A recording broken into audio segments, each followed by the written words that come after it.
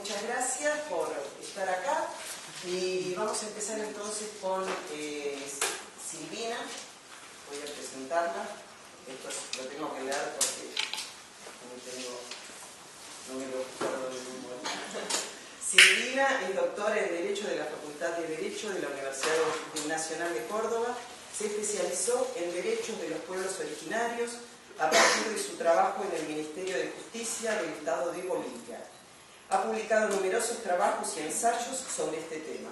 Actualmente dicta las asignaturas Pluralismo Jurídico en la Maestría de la Facultad de Derecho de la Universidad de Palermo y Elementos de Derecho Constitucional en la Facultad de Derecho de la UBA. Es presidenta de la Asociación de Abogados en Derecho Indígena y asesora académica del Grupo de Apoyo Jurídico para el Acceso al Territorio. Muchas gracias. Yo me voy a parar porque no puedo hablar sentada. Buenas noches. En primer lugar quiero agradecer al GESCOM por haberme invitado a participar hoy de esta charla y especialmente a Lorena Carmen, que me ha contactado para compartir unas ideas con ustedes. Es un ámbito extraño para mí esto de que voy a hablar en agronomía siendo abogada, y es muy interesante también porque voy a compartir el panel con una antropóloga y una lingüista. Y en realidad el tema de los derechos de los pueblos indígenas es eminentemente interdisciplinario. Uno no puede hacer un solo abordaje, por eso me parece muy relevante poder estar aquí desde distintas miradas, pudiendo analizar los problemas que presentan los derechos de los pueblos indígenas. El título de esta charla es Los pueblos indígenas como sujeto de derecho. Y en realidad por eso yo inicio, siendo abogada, se supone el especialista en derechos, para contarles un poco cuál es el marco jurídico, pero sobre todo, porque tampoco no quiero ni aburrirlos, ni es la idea hacer una enumeración simple de derechos o de leyes, sino compartir con ustedes la relevancia que tiene la inclusión en el material normativo de un conjunto de derechos de los pueblos indígenas y sobre todo, ¿qué es lo relevante para ustedes, la mayoría de agrónomos que están aquí escuchando esta presentación? Nosotros tenemos hoy incorporados tanto en el Convenio 169 de la Organización Internacional del Trabajo, que es la herramienta más potente en cuanto a regulación de derechos de pueblos indígenas, en la Declaración de Naciones Unidas sobre Derechos de Pueblos Indígenas y en la Constitución, un conjunto de derechos. Tenemos derechos lingüísticos, derechos espirituales, derechos a la educación intercultural, derechos a la identidad, derechos a tener una personería jurídica y a existir como comunidad indígena. Pero los derechos que hoy son más relevantes y que son el centro de la reivindicación indígena, sin lugar a dudas, son los derechos territoriales. Tierra y territorio y recursos naturales son el núcleo duro de los derechos hoy reclamados por los indígenas. Esto tiene una razón de ser, no es una casualidad que sean los derechos territoriales los más relevantes. Y aquí hago mi primera nota a pie. Los derechos indígenas no están jerarquizados de mayor a menor. No puedo decir que son más importantes los derechos territoriales que los derechos lingüísticos, por ejemplo. Pero, sin lugar a dudas, hoy la lucha indígena se concentra en los derechos territoriales porque es precisamente el sustento territorial el que va a ser la base del resto del entramado de derechos. No pueden desligarse los derechos entre sí. Los derechos territoriales son derechos políticos, los derechos territoriales son la base de los derechos lingüísticos, de sus creencias espirituales, y entonces desde esa perspectiva tenemos que contemplarlo. Por otra parte, hay dos dimensiones que a mí me gustaría precisar en esta conceptualización de derechos territoriales. En primer lugar, tal vez la dimensión fáctica. La sobrevivencia de los pueblos indígenas como tal está íntimamente vinculada a la tierra y al territorio. Y en ese sentido, uno podría pensar que pueden sobrevivir como sujetos aislados, pero no van a poder sobrevivir como comunidad y como pueblos. Y esto es una base fáctica importante para el desarrollo de los derechos territoriales. Por otra parte, ha sido destacado en numerosos lugares, sobre todo también en material jurídico y en sentencias del Sistema Interamericano de Derechos Humanos, la relación espiritual que mantienen los pueblos indígenas y las comunidades con su territorio, que hace que esta relación sea muy distinta a la que nosotros establecemos con la tierra, y esto le da al territorio un rasgo totalmente diferenciado. Lo que pasa es que desde nuestra cultura occidental lo que se intenta muchas veces hacer es traspolar categorías nuestras occidentales y imponerlas, encorsetar la mirada indígena. Para nosotros la tierra es la superficie geográfica del suelo, mientras que para los indígenas la tierra es el territorio, es mucho más, es el hábitat, es subsuelo, es suelo, es flora, es fauna, es aire. Este es el concepto holista del territorio, que es muy diferente de cuando nosotros, en derecho, por ejemplo, regulamos la propiedad individual. La propiedad individual, que es la base de, digamos, la tradición romanista del derecho, que se basa en nuestra propiedad individual y que nosotros tenemos claridad acerca de lo que significa, es muy diferente para los pueblos indígenas. Por eso la demanda por la propiedad comunitaria indígena, como se conoce en nuestra Constitución, y las demandas territoriales son imprescindibles, sobre todo en relación con algo que ustedes también conocen muy bien, que es la gestión de los recursos naturales. Recursos naturales que, ya digamos una línea que tal vez ustedes manejen más que yo, de la ecología política, los están nombrando como bienes comunes naturales, para sacarle esa idea de que los recursos están ahí para ser expoliados y apropiados, sino que para los indígenas, en todo caso, estos bienes comunes naturales están allí para ser aprovechados, que es una conceptualización distinta. Y yo les decía que en esta doble dimensión que tienen los derechos territoriales, al menos desde mi mirada para los pueblos indígenas, aparte de la dimensión fáctica está la dimensión política. Y la dimensión política es extremadamente importante porque yo a este sujeto de derechos de pueblos indígenas, el Estado lo toma como un sujeto político, o lo debería tomar. Vamos a ver la distancia que existe entre los derechos contemplados y la realidad que regulan.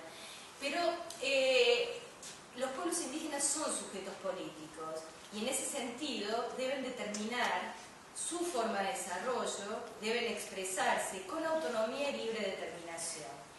El derecho a la libre determinación, que está contemplado en una declaración muy relevante para los pueblos indígenas, la Declaración de Naciones Unidas sobre Derechos de los Pueblos Indígenas, firmada en 2007, no tiene mucho tiempo de vigencia, establece claramente el derecho a la libre determinación. La autonomía de los pueblos indígenas es expresión de esta libre determinación y ellos pueden determinar cuáles son sus formas de desarrollo, cuáles son sus lógicas económicas, y desde esa perspectiva también construyen identidad, un derecho también relevante en los instrumentos internacionales. O sea que fíjense la relevancia que adquieren derechos territoriales, recursos naturales para los pueblos indígenas si le damos esta lectura. La conceptualización de tierra y territorio es algo que se discute mucho jurídicamente. Si bien en el convenio 169 que yo les hacía mención y que tiene, digamos, todo un capítulo sobre tierras, claramente habla de que territorio debe entenderse por territorio el hábitat, lo cierto es que no hay consenso acerca de qué significa esto del hábitat, cuando ustedes saben que los recursos naturales son reclamados por el Estado, sobre todo los que tienen que ver con el subsuelo, minería, hidrocarburífero, etc. Entonces hay, digamos, como elementos que se están discutiendo que forman parte del territorio y que se han ido, digamos, como acentuando a medida que va evolucionando los lineamientos del derecho internacional de los derechos humanos, por nombrarle, digamos, una perspectiva, y que se van fijando porque hay órganos que interpretan qué significa esto de tierra, territorio, cuáles son los alcances y cómo debe entenderse esto de que la propiedad comunitaria de la tierra que tradicionalmente ocupan, como dice la Constitución. La Constitución tiene un solo articulito para hacerse cargo de los derechos de los pueblos indígenas. Fíjense la importancia que le dan a los pueblos indígenas cuando piensan que van a resolver la traumática relación de Estado de pueblos indígenas con un inciso de un artículo. Pero uno diría, bueno, es lo que hay y es mejor de lo que había.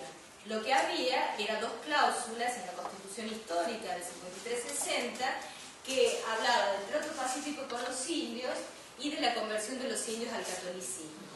Estas cláusulas permanecieron hasta 1994. Hubieron varias reformas constitucionales en el medio, permanecieron. Recién en el 94 se eliminan estas dos cláusulas y, digamos, se incorpora el 75 inciso 17. Lo pueden mirotear por ahí o googlear, simplemente, digamos, habla de la preexistencia de los pueblos indígenas, que es sumamente relevante porque es, digamos, como la justificación de la existencia de un conjunto de derechos, habla de la educación intercultural, habla de la propiedad y posesión de las tierras que tradicionalmente ocupan y habla de la cogestión de los recursos naturales.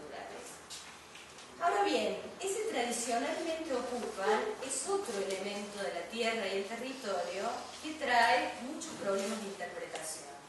Porque en realidad lo tradicional debe ir de la mano de la ancestralidad y de la historia de la comunidad. Mientras muchos, o sea, quienes, en el caso de Argentina, el Estado que quiere restringir la vigencia de los derechos territoriales, lo que hace es interpretar como la ocupación actual es inminente, con lo cual restringe enormemente esta conceptualización de territorio. Pero insisto, esta interpretación que yo estoy haciendo no es una interpretación disciplina, sino que hay autoridades, digamos, órganos de interpretación del Convenio 169 que les mencionaba, sentencias de la Corte Interamericana de Derechos Humanos que hablan claramente de lo que significa la posesión tradicional o propiedad tradicional. Por otra parte, hay, digamos, también un respeto al sistema de tenencias de la tierra por parte de los indígenas. No podemos nosotros trasladarle nuestra propia forma de relacionarnos con la tierra. Pero esto es tan mal concebido e interpretado que pretendemos que los indígenas tengan la relación con la cosa de la misma manera que lo tenemos nosotros. Y entonces parece ser de que, digamos, la titulación colectiva o esta propiedad comunitaria tiene que ser una sumatoria de títulos cuando no entienden, porque nuestro derecho occidental es muy refractario a ello, la dimensión colectiva que siempre está vigente en la mirada y en la cosmovisión de los pueblos indígenas. Ahora bien, cuando se incorporaron estos derechos, e insisto, un conjunto de derechos, yo estoy haciendo énfasis en la tierra y el territorio porque, insisto, hoy es, digamos, el conflicto más profundo. Tanto el Convenio 169 como la Declaración y como la Constitución recogieron estos derechos y nosotros pensábamos, los abogados que acompañamos la lucha de los pueblos indígenas, que con el tiempo los operadores de justicia, digamos, el aparato, los jueces, los fiscales, iban a ir comprendiendo los alcances y el significado de estos derechos. Sin embargo, fíjense, Constitución del 94, cumple este año 20 años. El Convenio 169 se ratificó en el 2000, entró en vigencia en 2001. O sea, va a ser 13 años de vigencia en el país. Y sin embargo, el incumplimiento es cada vez más notorio. Quienes trabajamos con pueblos indígenas hemos acuñado una frase que la repetimos en todos lados y que suena un poco frustrante, que es la brecha de implementación. Existe una brecha enorme entre los derechos contemplados y lo que se respeta en la realidad. Y esto, digamos, genera precisamente cada vez más tensiones entre las comunidades, los pueblos y el Estado.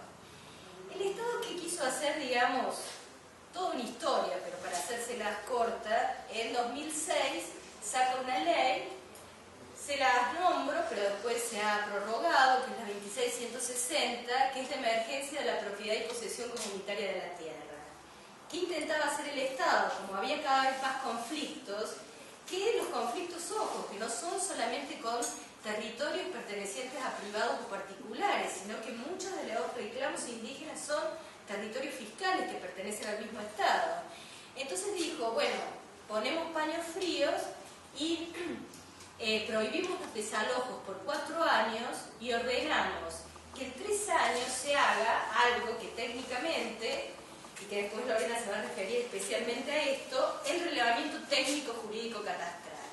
Esto es como como una mensura del territorio reivindicado por indígenas, cuya autoridad de aplicación es el Instituto Nacional de Asuntos Indígenas, el INAI, una autoridad nacional que debería ser el interlocutor natural de los pueblos indígenas, pero hoy por hoy está absolutamente deslegitimado. Y una nota a pie, yo creo que había que avisarles a la gente que desocupa en el INAI, poner una bomba y empezar de nuevo, porque realmente es hoy una instancia perversa dentro del Estado. Entonces, volvamos, digamos, al cuerpo de la presentación, salgamos de la nota a pie. En realidad, el Estado da fondos, recursos económicos para que este relevamiento se lleve adelante. Pasan los 3 años del relevamiento, pierde vigencia esta ley, se avanza poquísimo. En el medio hay un informe de la Auditoría General de la Nación en donde se da cuenta de que se habían gastado el dinero y en donde se había avanzado poquísimo en el relevamiento, y se vuelve a prorrogar esta ley. Una ley 26554 que perdía vigencia en el 2013, la segunda prórroga. Por supuesto que le dan de vuelta recursos económicos. El INAI depende del Ministerio de Desarrollo Social, con lo cual los recursos, no sé, habrán entrado a algún agujero negro. Lo cierto es que se avanza muy poco y lo peor es, como herramienta de mitigación de los conflictos, se empieza a perder credibilidad. Porque las comunidades empiezan a ver que, primero, mucha dificultad en la ejecución. No me voy a detener en esto porque Lorena lo va a presentar mucho mejor, pero era, digamos, un trabajo que dejaba mucho que desear, y por otro lado no se sabía, digamos, con esa carpeta técnica que se armaba como producto del relevamiento, qué efecto producía. Porque las comunidades decían, bueno, vienen a hacer el relevamiento, esto significa que me van a titular colectivamente. No, no significa eso. Significa que si voy a la justicia a reclamar, esto va a ser obligatorio para el juez, va a ser vinculante. Tampoco significa esto. ¿Qué significa? ¿Ustedes lo saben? No, yo tampoco lo sé. O sea, al día de hoy, en septiembre, que perdió vigencia esta ley, se prorroga nuevamente, el Congreso de la Nación Argentina prorroga mediante la ley 26894, que pierde vigencia en septiembre de 2017, vuelve a atribuir fondos para esta, digamos, tarea. El relevamiento sigue adelante, pero lo cierto es que perdió el golpe de efecto y que se encuentra hoy extremadamente deslegitimado. Ese, digamos, es el estado de situación hoy en Argentina. Yo quiero decir un par de cosas, digamos, con respecto a cómo se está reflexionando, abordando el tema territorial en América Latina, más allá del caso argentino, porque en Argentina lo que pasa es que vamos muy por detrás de las discusiones. Y me parece importante tener en cuenta como elementos las discusiones que se van dando en otros países, porque muchas veces van rebotando acá y, aunque tarde, van llegando, digamos, a las reflexiones en Argentina. En 2008 y 2009 se producen 2 cambios constitucionales fundamentales en América Latina. En 2008 la Constitución ecuatoriana y en 2009 la Constitución boliviana. Estas constituciones son muy importantes para el mundo indígena porque incorporan de una manera muy robusta un conjunto de derechos de pueblos indígenas. No es objeto de esta presentación contarles demasiado sobre estas constituciones, vale la pena, digamos, ponerse a estudiarlas, pero sobre todo hay algo que receptan, que es muy relevante como protección de los derechos territoriales, sobre todo en la Constitución ecuatoriana, que son los derechos de la naturaleza. Los derechos de la naturaleza se vuelven sujetos de derechos. Y entonces, como ahora decimos pueblos indígenas sujetos de derechos, que efectivamente, digamos, en general, siempre la mirada ha sido antropocéntrica. El individuo es la agencia moral y quien puede ser sujeto de derechos. A partir de la Constitución ecuatoriana, la naturaleza es sujeto de derechos independientemente del bienestar que le ocasione al ser humano. O sea, yo no voy a medir, porque los derechos del medio ambiente, ustedes los conocen, están presentes, y siempre estamos pensando, no contaminemos porque nos enfermamos. O sea, no hagamos tal cosa porque el ser humano va a tener, digamos, un perjuicio. Pero acá, más allá del ser humano, y esto se conoce como el giro biocéntrico de la Constitución ecuatoriana, los derechos de la naturaleza, que en la Constitución son llamados derechos de la naturaleza o Pachamama, y aquí está la incorporación indígena, bien potente, la cosmovisión indígena, que este es un punto de encuentro interesante entre saberes occidentales y saberes indígenas. Es decir, bueno, la naturaleza se presenta como un actor en escena, y un actor que comparte el escenario con los seres humanos. No somos ya los reyes de lo viviente. Y esto me parece que es absolutamente desafiante, porque el Estado necesariamente, si se toma en serio los derechos de la naturaleza, tiene que cambiar su perfil. Los abogados no sabemos qué significa esto, cuáles van a ser las consecuencias jurídicas. Imagínense que un árbol no va a ir a tribunales a levantar una ramita y decir, me talaron. O sea, uno tiene que imaginarse un sistema de representación más sofisticado, pero los abogados vivimos trabajando con ficciones jurídicas, con lo cual uno tendría que imaginar cómo van a ser estos efectos, con otro agregado más que también está incorporado en la Constitución boliviana, que es el buen vivir, el sumac causa en quichua, sumac camana en aymara, que también está incorporado en lengua indígena, y que esto es relevante, no sé si lo pronuncio bien, porque, me di cuenta que estoy ante una lingüista, porque lo hago con total impunidad total en la habla indígena, pero bueno, pero que está incorporado también en lengua indígena, y que esto da la medida de el esfuerzo que se hace de incorporar la cosmovisión indígena en estas constituciones. Todo esto, yo creo, estas miradas desde la ecología, desde la ecología política, desde el derecho ambiental, que uno puede, digamos, ir trabajando sobre las contradicciones. Hay una cuestión, digamos, que no mencioné y que es relevante hacerlo, que tiene que ver con el derecho a la consulta. Yo les había dicho que en el conjunto de derechos de pueblos indígenas y frente a los derechos territoriales y el manejo de los recursos naturales, hay otro tercer derecho que es la piedra angular del convenio 169, que es el derecho a la consulta. Cualquier medida administrativa o legislativa que se tome, que afecte a pueblos indígenas, debe ser consultada. Esto es importantísimo porque es lo que hoy, junto con los derechos territoriales, más incumple, y es, digamos, un derecho que a todas luces demuestra que los pueblos indígenas son sujetos políticos para el Estado, si el Estado debe consultarles como interlocutor de cualquier medida que pueda afectarles. Por supuesto que lo que hoy se está trabajando y discutiendo es si deben consultar los proyectos que involucran actividades extractivistas. Y aquí llegamos, digamos, otra vez al centro del debate, porque fíjense, el convenio 169 y después la declaración contempla el derecho a la consulta y luego contempla el consentimiento previo, libre e informado, o sea, el ok del pueblo indígena, si no la medida no se puede llevar adelante, en los casos de traslados forzosos, cuando hay una represa, por ejemplo, y que hay que inundar territorio y hay que trasladarse, cuando depositen materiales contaminantes en el territorio y cuando realicen prácticas militares. Pero a su vez la Corte Interamericana tiene una sentencia de 2007 muy interesante que dice que cualquier plan de desarrollo y cualquier, digamos, medida de inversión a gran escala del Estado que afecta a pueblos indígenas debe ser consultado y debe obtener el consentimiento previo, libre e informado. Que todo esto no merece una charla aparte, pero quiero que les quede la idea de que necesitan sí o sí la autorización del pueblo indígena para llevar adelante este tipo de acciones.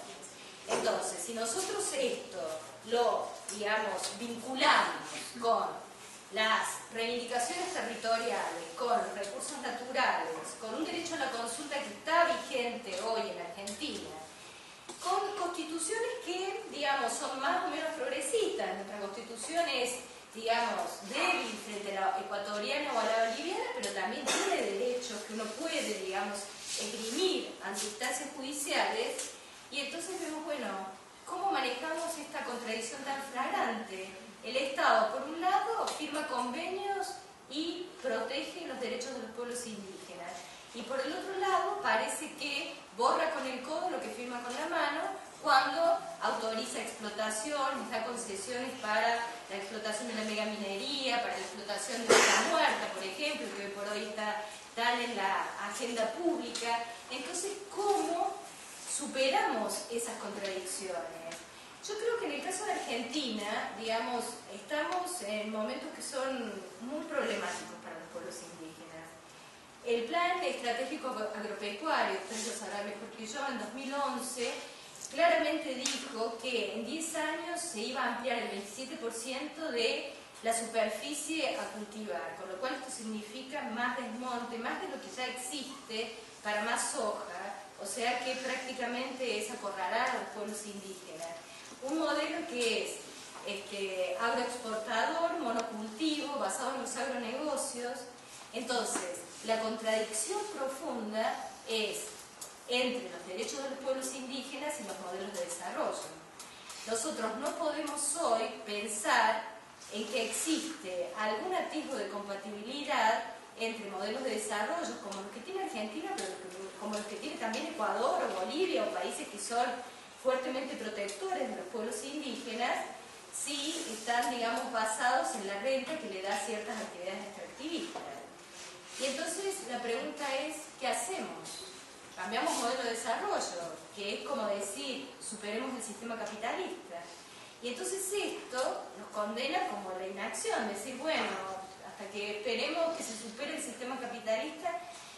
Yo, sin embargo, creo que hay muchas cosas que hacer en el mientras tanto. Creo que las luchas se van a profundizar, pero yo también esto lo digo hace muchos años y sigo pensando esto. Me parece que hay que fortalecer la alianza entre sectores de, digamos, movimientos indígenas, sectores del ecologismo, del ambientalismo. Por eso me parece tan pertinente y tan adecuado conversar este tipo de temas en agronomía, porque creo que, digamos, se deben fortalecer estas alianzas. Por supuesto que no todos los movimientos y los pueblos indígenas son los mismos, no todos los sectores ambientalistas son los mismos, no todos los sectores ecologistas son los mismos. Sin embargo, yo creo que hay, digamos, como horizontes y objetivos comunes, y que creo que en la profundización de este tipo de alianzas es que se van a ir pudiendo superar estas contradicciones y al menos sí poder profundizar la lucha. Si no, el planteo es ciertamente David contra Goliat. Parece que, digamos, este modelo de desarrollo llegó para quedarse y entonces parece ser que los derechos de los pueblos indígenas se van a quedar solamente en el papel, en una constitución, en un convenio internacional y nunca van a poder bajar a tierra. Yo creo que a medida que nos concienticemos de cuáles son los problemas y cuáles son los desafíos, porque finalmente todos queremos vivir en un planeta que esté sano y no contaminado. Este no es solo un problema de indígenas, sino que también es un problema de no indígenas.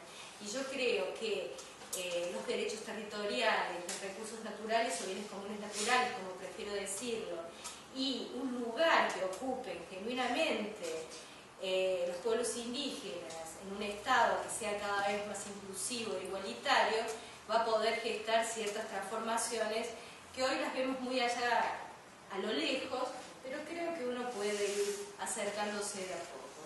Así que bueno, hay mucho para discutir, estas son unas pocas de las ideas que quería compartir con ustedes y en todo caso seguimos profundizándolas en el debate. Muchas gracias.